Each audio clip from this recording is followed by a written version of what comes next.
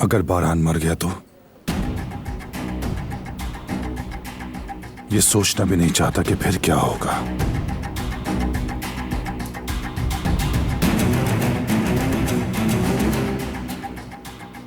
आप क्या नहीं सोचना चाहते बाबा?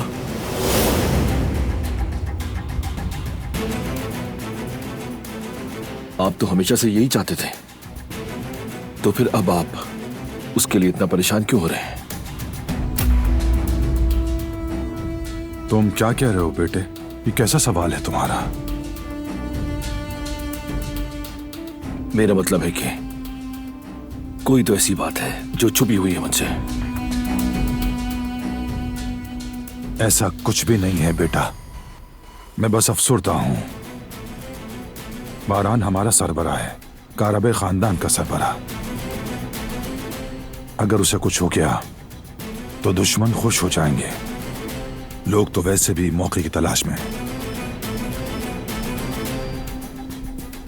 तुम भी ऐसी बेतुकी बातें ना करो, क्योंकि इस तरह सारे लोग हमें देखकर गलत समझ बैठेंगे।